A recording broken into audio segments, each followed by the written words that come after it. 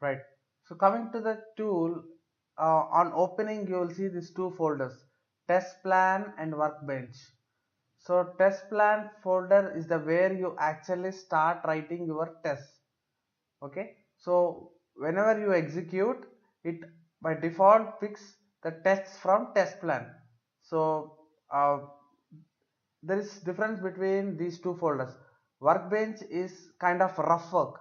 If you want to perform any rough work, you can do it here and then you can import it into test plan. So basically when I say rough work, it's about recording and playing back. You can record the things and place in a workbench and make a proper changes to it, configure it, and then go and cut that test from the workbench and paste it in test plan. Okay, so in that way you can do some manipulations at workbench, make the script ready, and you can go ahead and paste it in test plan. So but when you start running your script, the things which are in test plan only will come under execution, not in the workbench, right? So more about this we will be seeing when we start our first test case, right? So on default, whenever you create a new project, you will be seeing these two folders, right? And we will actually right click and say add, and from here we will get access to the Jmeter features, threads, test fragment, config element. These are different features we have with Jmeter to make our test case robust. Fine. So basically we will just record it and play back. But after recording, there are changes if you want to make. For example, if you want to data drive it from the Excel and put a thread sleep, you go with timer and config element for data driving and preprocessor. So before starting executing, if you want to modify any HTML links and parameters, okay, kind of it, and post processor. So after completing execution on the response result, if you want to modify anything, you will be using these assertions to make sure your script is working as expected. We will put an assertions and validate the test case result and listener. This is basically how you get the reports. So once the test execution is done, you can track the results, performance results here based upon our metrics what we are targeting for. Okay, these are different type of listeners available for us. So all these are a few Jmeter unique features with which we can complete our test case execution. Okay, so end-to-end test case execution with all the features. Okay, so that can be done just from this 7 elements. So these are the most building blocks for Jmeter. Okay, basically we say them as Jmeter components.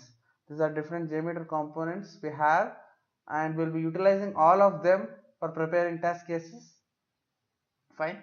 So depth and detail about these we will be learning in our course step by step when I talk each and every component, right?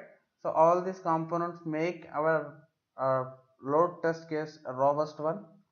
And basically for recording, you can go to workbench, say right click add, then these are different elements you have with workbench. HTTP test script recorder, where you can basically record the things, and again these are the components which you see for test plan also. Well, you can start writing script here and make it proper changes, and then you can paste back it in test plan. Okay, this is like handy, this is like a rough work where you are actually performing, and then you are importing it into test plan for final run. Okay, so how to record and all we'll be seeing in the next lecture. So that's about these two components, right? So we will be adding test case under these two with the help of adding all these kind of features with Jmeter, right? So this is the one about this explorer pane, and if you come here, you can actually create a new test case by clicking on this, and you can save that, you can delete or cut. These are self-explanatory, right? If you move your mouse, you can understand. This is a basic UI which you seen for your Microsoft tools as well, and this is basically to run your script. So once the execution is done, you can start the script here, and if you want to delete the logs every time, if you want to clear them, you can use this. I'll show you where you can exactly get the report logs. Fine, and this is basically search kind of uses, and you can go for help by clicking on this link, right? So whenever if you are running some 10 tests, you can see track it here. If you see 10 by 10, that means 10 tests are completed. If you see 4 by 10, then it is 4 tests are completed, 6 more left. And if it is failed, you can see the count here. If out of 10 2 got failed, then it says 10 by 10, 10 scripts are executed and 2 got failed. Okay, that you can see it here. Fine. So that's about basic UI uh, on front end, what you can see with Jmeter before we actually start the core concepts, right?